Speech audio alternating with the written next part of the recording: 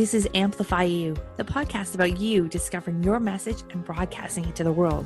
If you're a coach, author, or speaker, you'll want to tune in. If you're looking for the best return on your time investment to get your message out to the world in a bigger way, we're giving you full access and behind the scenes look of how we're running our podcast, how our clients have found success, and what you can do to launch your podcast today. The world needs your message. I'm Michelle Abraham, the host. Join my family as we unleash your unique genius and find the connections you need to launch your adventure today. Join us and let's get amplified. Hello, Amplify You family. Michelle Abraham here today. And have I got an amazing guest for you today, guys? I have got one of our amazing clients and featured podcasters, Loral Langemeier here. And she is the Millionaire maker. And oh my gosh, so many other things I want to tell you about her. But first, let's just say hi. Hey, Loral. How are you? I'm good, thanks. How are you doing today? I'm great. And I can't wait to teach people how to be millionaires. I love it. So Let me just share a little bit more about you with our audience. And I know, I feel like most people already know who you are from your name. You've been on so many international stages. You're entrepreneurial thought leader, speaker, been on tons of TV, New York Times bestselling author 5 times. And I just think that I actually saw you speak in Vancouver probably about 15 years ago. And I was just like, you'd flown there in a private jet with your daughter and you were speaking. And I was like, I want to do that. And I just thought that was so cool. So I'm very honored to have you here with us today on our podcast. And our entrepreneurs listening today, they start their business with the goal of being a millionaire. I would say most people do. That's kind of just like 100. How about at least 100,000-aire? At least 100,000. Some of them start smaller, but I know their end goal is being a millionaire. Yeah. Why are not many people, especially women, not making it to that millions? It's shocking. Only 3% of women make it to the millions. I don't know if it's some psychological thing about the old role playing of, the Ward and June Cleaver day of if I start a business, I'm going to be extra money for the family versus I am the money for the family. Right. And as a single mom, right. And I chose parenting in 1999, going to be a mom and he didn't want to be a dad. So that was pretty easy. But psychologically, I went into it very differently. I'm going to jam. I'm going to make single parenting the coolest thing ever and be the coolest mom and take, my kids all over the world and fly in a private plane 90% of their entire lives. That's all they've ever flown. In fact, my son's becoming a pilot. And my daughter just took her first helicopter ride to become a helicopter pilot. So awesome. I mean, we can fly you around everywhere. So what happens with most people is because you're taught that to get to actually make money, you have to have a job. And if you need more money, you get another job. What's not introduced early enough in life is being an entrepreneur. And most people don't know how to walk into being an entrepreneur. Some people are not designed to be. It's better to be on a team. Women, though, for example, it's fascinating to me because I kind of laugh at the statistics. You're like, oh my gosh, the pandemic has had so many people get to the workforce. It's like they've all been in the workforce. I think the difference is they decided to actually really get in the worst, really create service and be an entrepreneur. But the number one mistake, Michelle, that people make is they stay a solopreneur or, that just under their own, whether it's their social security number and in Canada, it's your SIN number. You can't operate under yourself. You need to have a company with a different bank account, corporate structure, where you get to legally write off all the deductions that you have with it. And most people, I think, just say, I'm going to do a business as a side hustle to make a little money. And I think you know me well enough. I make fun of side hustles. I say, if you're going to side hustle. The difference between a side hustle and a hustle in my vernacular is 100,000. If you're going to go for it, don't get out of bed for less than $100,000. It's a lot of work to be an entrepreneur. And I don't know that a lot of people tell you that. And as a mom, and if you're a woman out there and you have kids, bring them along with you. Bring them on this journey, put them in, employ them in your company. So I think there's a lot of reasons. As you heard, I just downloaded tons of reasons why.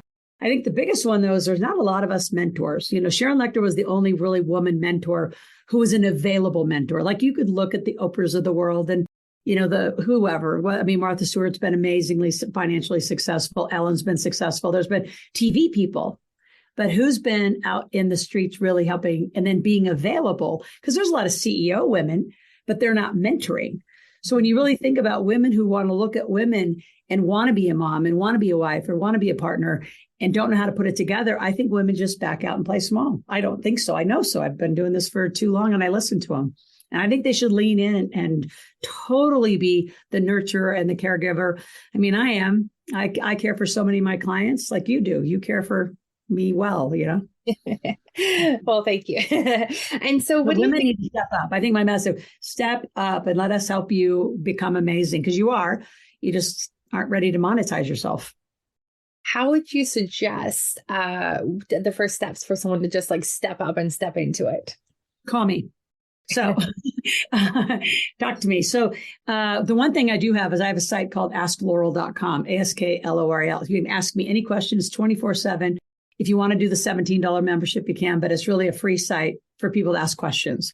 And I'm all over in social, primarily TikTok, Instagram, and YouTube. And the reason I say those is it's just engage, like lean in and say, this isn't beyond me. Like I grew up in a farm in Nebraska. I didn't grow up with any conversation with money. Most people never grew up with a conversation with money. So I made a lot of this up. I've also paid for a lot of mentoring.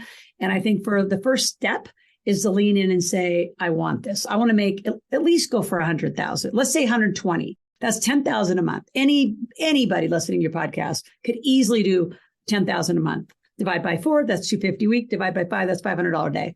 Don't tell me no, everyone listening cannot make 500. Most of my teenage kids that are, on their way to making millions are making 500 to 1,000 a day.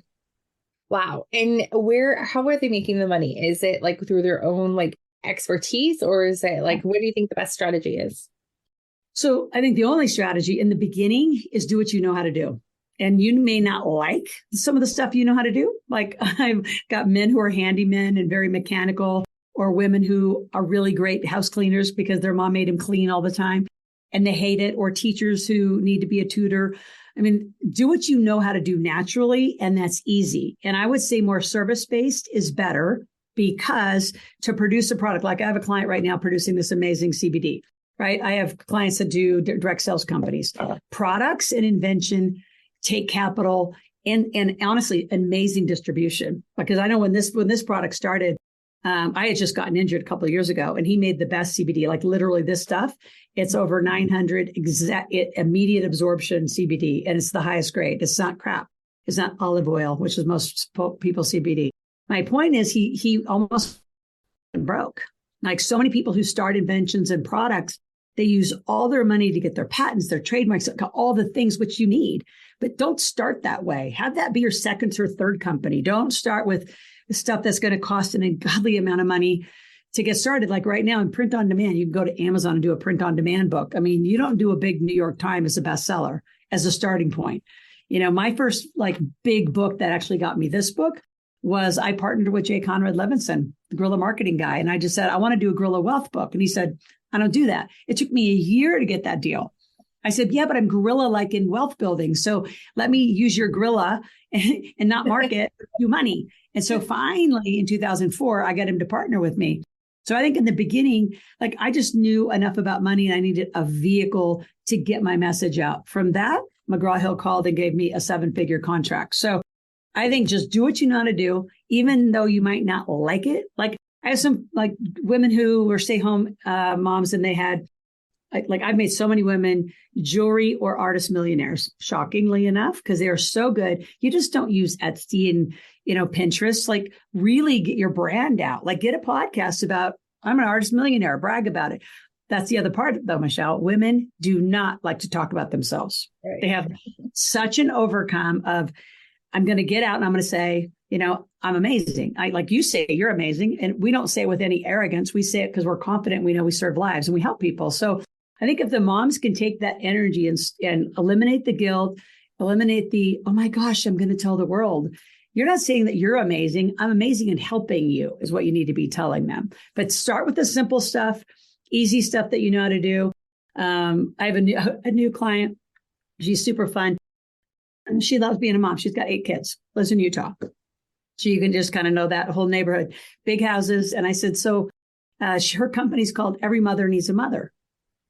So instead of having all the kids in the neighborhood just run around chaotically and no aftercare, and then like the parents get home late, she does Now she sets up tutoring in her house. She's formalized it all, obviously. She sets up snacks. She sets up activities. So it's a place where people get to go. And then she cooks and delivers food to the family. So they have healthier food, not just fast food. So she just kind of made this 6-figure business around what she already is doing. She's already feeding 8. I mean, why not feed, I think she's feeding about 80 to 100 right now. So she's more than 8. Yeah. So it's just, I could go on and on. Like, what do you like to do? What are you good at? Like my daughter, she's 16. She's amazing. She's a dancer. So she's learned to put on makeup, fake eyelashes, do her hair, all dance. I mean, all by herself. Where I see moms still doing that for their 16-year-olds. It's like, you put on your own stuff. So like I told her, I said, why don't you start a little mentoring class for these up and coming dancers? I mean, she's known for her face and her makeup. I said, so teach people what makeup to buy, how to do it, how to keep your skin healthy. So I don't know if she's going to do that. It's an idea right now, but like, I'm thinking like that, something that that you can easily transfer to other people and make some money. Yeah. And I mean, I like that you're saying that it doesn't have to be something you love right away. I mean, it can eventually be something you love, but just get started. And I think that's the key, is just get started. So you were mentioning earlier about corporations and how you need to have a corporation company behind your business. So is it too early right from the get-go to start a corporation? Or do you need to have a little bit of revenue coming in first? Nope. It's old-fashioned CPAs and accountants will tell you do. I would say it's not about the money you make. It's about the intention you want to live. And you should all write that down. So if you want to activate the tax code in your country, and this is a worldwide principle, the US is definitely the dominant force. There's 4 corporate structures, trust structures, and 81,000 pages of code. Versus Canada, there are 4 corporate structures and trust structures, 3,400 pages of code. Big difference between 81,000. Like, you guys can't write off your kids as fast as we can write off our kids. We can write off our vehicles, entertainment, food, wardrobe. Like, there's just so many more. So a lot of our higher net worth clients around the world do form their companies with us. And I have a company that does that for you, and they'll tell you what to do. But like when my kids were 18 for their birthday, that's how aggressive. They're an adult. Start writing your life off. Live your life, what I call corporate life. So regardless, I mean, even if I'd say, here's the legal definition, is if you have a legal intent to make money, then you start your company right now, because then you can activate the code. If you stay a sole proprietor, you only get about 13, depending on the country, 13 to 30 deductions. Wow. You don't get them. Like this little baby right here, you don't get to do. This you get to do in your company. Like I, Loral Langemeier, don't own a phone. I don't own a house. I don't own cars. I don't own a lot of jewelry, because that's just not Loral as a person. My companies make me do all these things. You guys get it? So I teach living corporate life, and like my plane that I flew up and met you originally on, that was a corporate asset. A company owned that. And it flew me and my team around, because I got around a lot faster. We could make the company and we could serve more people. So I think just moms had to kind of come out. And, the other thing I just got to speak to moms, because John Dean Martini was my most amazing mentor in being a single mom, because there's this part where, guilt creeps in of, oh my gosh, I should just be a mom all the time. But like he said, did you really, I grew up in a huge Nebraska family. So I had aunts and uncles. He said, you didn't have just one mom and one dad raising you.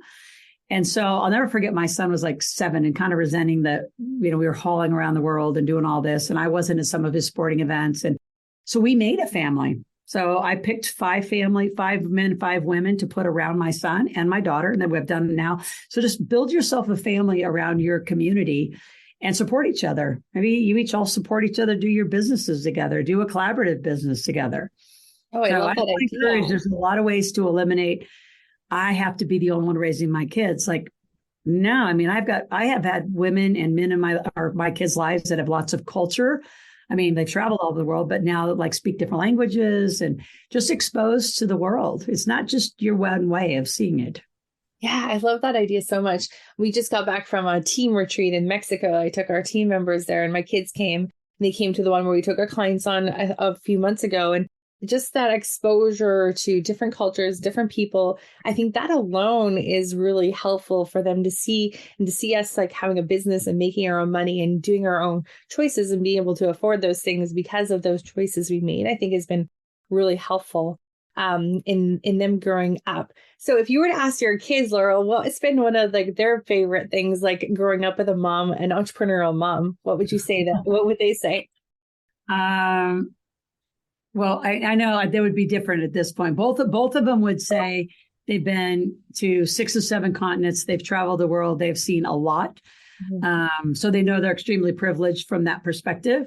I would say both of them would say their ability to interact and get out behind this thing with cultures and people from all over the world. And especially my son, I mean, he remembers meeting and flying on helicopters with Tony Ryan Blair, Colin Powell.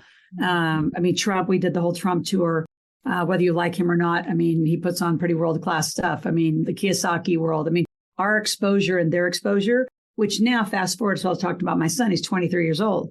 You don't think he knows how to build a Rolodex? You don't think he knows how to build a database? He's in Congress right now. He was going to be an intern. He is an intern. And I said, yeah, but speak to like go straight up. If you want to meet a congressman or something, go meet who you want to meet. You're in Washington, D.C., for God's sake. Because you can always talk to the interns and party with them on the weekend. But like during the day, go take them out for coffee. Anyway, fast forward, he's only been there about a little over a month and he just got a massive job. Like he moved from intern to, and he's got to be a CPA. So all of that, I think just that interaction, the cultural interaction, the openness to just people and just knowing how to make their own money. Both my kids, I could set them free today. Doesn't matter what I'm doing for generational wealth. That's just going to be additive because I want a huge generational legacy around the work that I've done. But my kids both could go make their own money and be totally independent today. And they do things like tutor. And again, get your kids as a mom. That's like, don't become the bank. I don't care how old they are. My kids started little companies when they were 4. I mean, clearly I'm around and I'm helping them, but have them not think, oh, mom and dad are the bank. I have to go ask them for money. What could they do? Like my kids both tutor, still do today. My daughter nannies. She does a lot of graphics. She does video editing. He does all of our travel. He's a complete travel agent. He knows how to book travel and build up credit points like crazy. So engage them, have them be part of the family dynamic. And I think the moms, especially speaking to moms out there, you're going to have a way better experience in being an entrepreneur because you're not going to feel guilty. They're going to come along. And pay them when they come along. Like my kids did order forms. I mean, you remember my daughter, she passed out cards, picked up cards, passed out order forms. She got paid that day very specifically for those tasks. So there's a visual, immediate gratification to it. Not like it's just part of a paycheck they don't see. Amazing. What do you wish people knew about making money that is not talked about a lot? It's easy. It's easy. When you have a heart of serving somebody, and I have a great, actually, I want to give everybody listening, we'll put it in the show notes, 2 tickets to my Millionaire Intensive. So every 3 weeks for a whole day from 10 to 6 Pacific time, I teach like what it takes to be a millionaire for the first 2 hours. And then I teach a bunch of marketing. And then we go into a marketplace where literally, if you're just watching this today, you could just say, what could I do today to make some money? And I think that transfer of, let's say, energy and thinking of what's my skill set. So say you're an admin assistant or an accountant and you work inside a big corporation. Well, can't you be a bookkeeper on the side? Couldn't you do a VA service and just support other people? You do what my son does. I mean, book travel for people if you like to, be a travel agent. There's so many things that they could do. I think bring them along is a huge part of that message. And making money's easy. So I think part of that too, Michelle, is make it fun.